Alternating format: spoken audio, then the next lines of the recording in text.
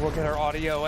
You know, the rain gets into some of these microphones and Mother Nature, the elements and everything, and so it's a little tricky sometimes. We appreciate Courtney, and we'll talk to her again in just a little bit. Cloudy skies here in San Antonio. We got our meteorologists have been hard at work all morning long.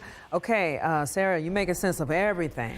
Japhanie, I'm glad you pointed out cloudy skies here in San Antonio because, again, all we're dealing with in San Antonio is just some light rain right now. Flooding is not a concern for San Antonio, but I do have to focus on the historic flood event that we have had across Kirk County. The first thing you need to know, and across the hill country rather, it's not just limited to Kirk County, the first thing you need to know is that this rain is starting to weaken quite a bit. I can go ahead and show you in the last hour. You can see just how heavy that rain was, and now it's starting to weaken. Take a look at the top of your screen here. At one point we had over 300 lightning strikes. Now we've got 60 lightning strikes. So this storm is weakening, indicated by the less lightning out there. Now, it has been a historic, devastating rainfall event across the hill country. Here's a look at the last 24 hours. I'm going to go ahead and turn off the warnings here just so that you can see the rainfall and we can focus in on the rain.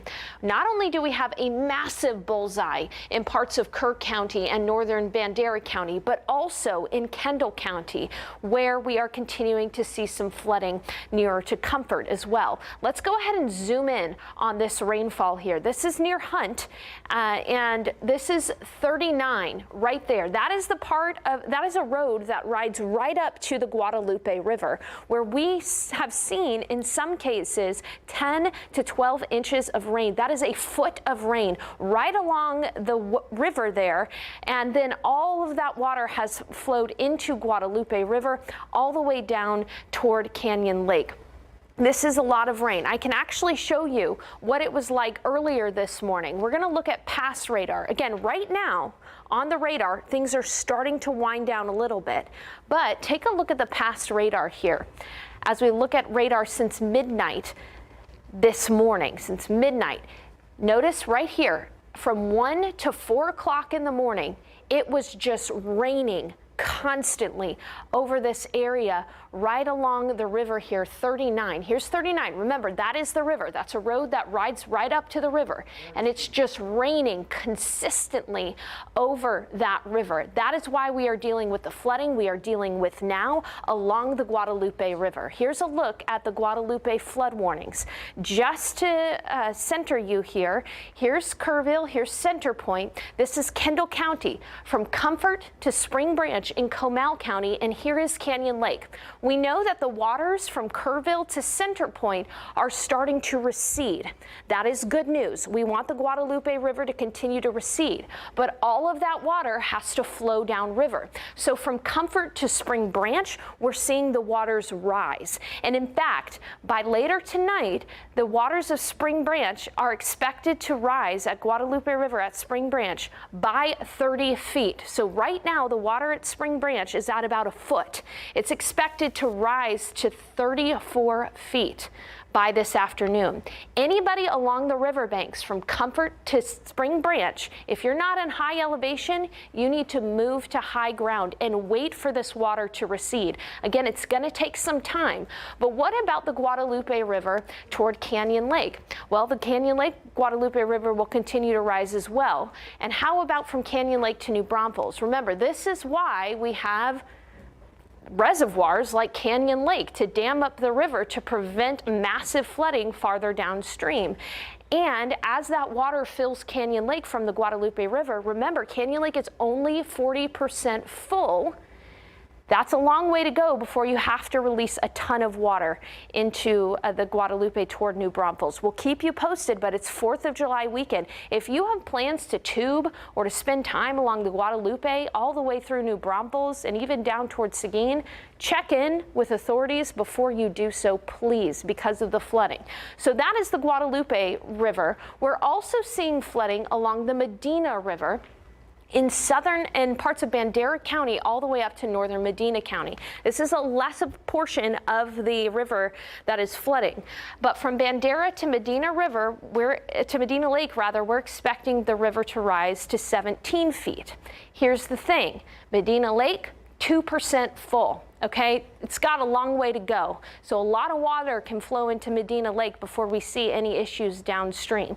We'll keep you posted there. But again, it's worth mentioning, this is how much rain has fallen in these areas over the last 24 hours. Anywhere you see the purples, that's more than 6 inches, more than half a foot of rain. Anywhere you see the whites, that's more than 9 inches of rainfall.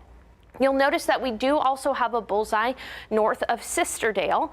Here's a look at how much rain has fallen in Kendall County north of Sisterdale, about 7.5 inches of rainfall. Here in Bexar County, not a ton, maybe about 1 inch of rain in some places, especially on the north side, maybe 2 inches of rain along I-10 there north of 1604, but not enough to cause any flooding issues. And as we look back at the radar, pardon me, you can see that San Antonio just dealing with some light rain right now. There are flood warnings in effect all across the hill country until 2 p.m. with this flood warning along Guadalupe River extended into the overnight hours. So we need to be very careful along the Guadalupe and the Medina River for a longer period of time. We will keep you posted. It is 4th of July. It is a holiday. There's a lot of plans out there. And we will continue to keep you posted about things across the hill country. There's been a lot that's been canceled. I know in Fredericksburg, they're on standby for the firework displays later tonight. But here in San Antonio, here's what we're thinking at the moment. Again, this is one of those forecasts where I'm going to be square with you. Okay, we have to watch what the radar is doing. If the rain decides to pulse back up again, we'll adjust the forecast. But here's what we're thinking right now. We're thinking this light rain will continue with us through about 4 or 5 o'clock. Then as we head into the evening, we'll be less likely to see rain. Sun sets at about 8:40. And so because of that, I think for now, firework displays will go off without a hitch around San Antonio.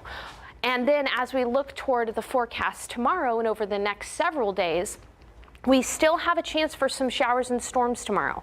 We're going to adjust that forecast as needed based on what happens right now, but we do dry out for most of the week next week. I had to show you that forecast here in San Antonio because, again, we're not anticipating this kind of devastating flooding that they're dealing with in the hill country. But if you are in the hill country, I need to tell you, please pay very close attention. Make sure on your phone, you have your alerts enabled from the National Weather Service. That is important.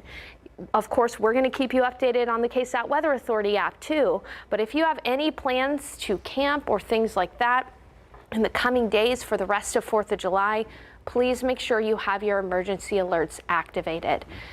There was flash flood warnings in Kerr County at around 1 a.m. before the devastating flooding happened. And again, we really want to make sure to be careful today for the rest of your 4th of July. One thing I can do is show you the big picture.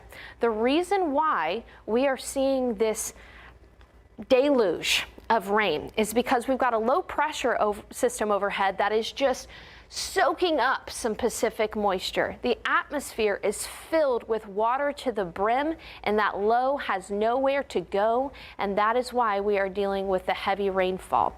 Now, with these events, they actually tend to let up during the day, and we're kind of starting to see that. Again, the intensity of the rain is starting to wind down.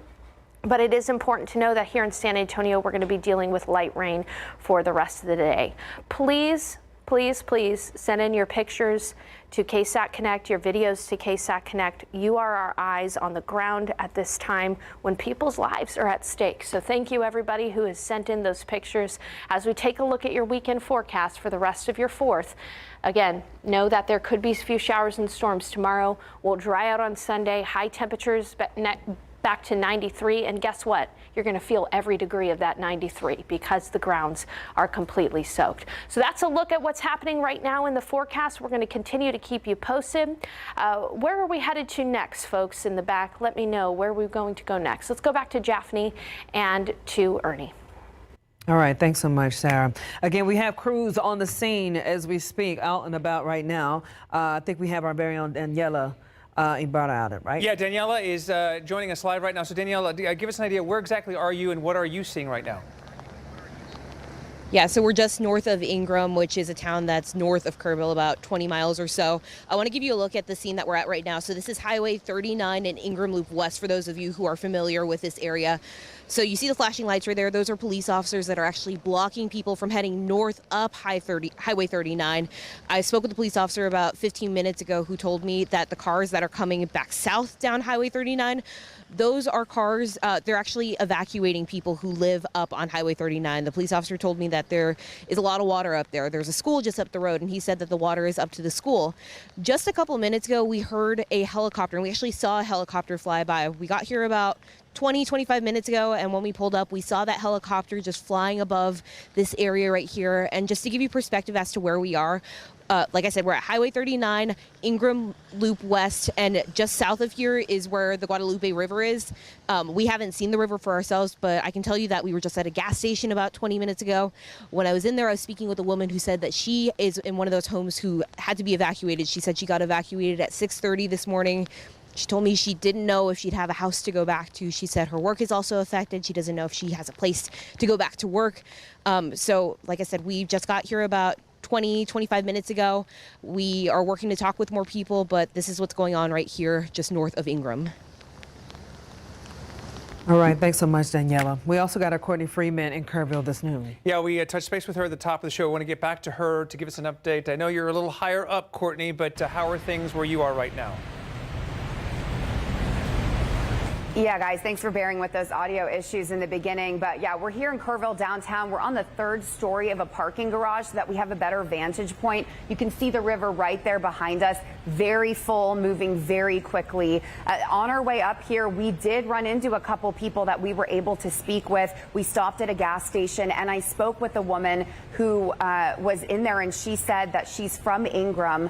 They don't know if their home is okay, but they do know that they have already lost multiple friends. So we do talk about these fatalities, and now we're starting to see the interpersonal connections. She was just really, really down and said, you know what, we got to get out of here. And I said, what would you like our viewers to know? And she said, just don't go to Ingram right now. Please be careful. Please be safe. So there are a lot of people already grieving, not just their houses and not just their property, but lives that have already been lost. And so she is leaving town. She said a lot of people in their area are leaving, which is good news because we need to let those first responders do their job. We know Ingram was so hard hit, Ingram in that Hunt area, as well as here in Kerrville. And we've had crews here the entire morning. And I did actually, before I got on the road, I spoke to someone who was right there in the main part of the flooding. He said his house is on a higher hill, but he started hearing the devastation overnight. Take a listen to what he had to tell me. Oh, overnight it was rattling the entire house, the windows. The thunder was just like sledgehammers hitting the roof. It was unreal. It was rocking us out of bed, and the rain was just relentless. And I, personally thought, oh, it's probably, flood, the river's going to come up a little bit. I had no idea what I was going to see. Yeah, and as soon as he described that to me, he went on to say that he has a cousin whose RV was one of the ones that was swept away. He was able to be rescued, but that RV ended up wrapped around a tree. Another thing he said that stuck with me was, this is the 4th of July. This is the #1 time of the year. He said that his area, his hometown, all these visitors convene on this river as close to the river as they can. So he said the timing is what is so devastating and so horrific to his community. He said his family members are safe, but of course they've lost houses and a lot of property. So we will be continuing to check in. His name's Bill Washam, and we appreciate him giving us that perspective. But we are here in Kerrville. We have a view of the river, and we're going to be gathering more information as we can get it and bring that to you. But for now, we're going to take a short break. We'll be right back.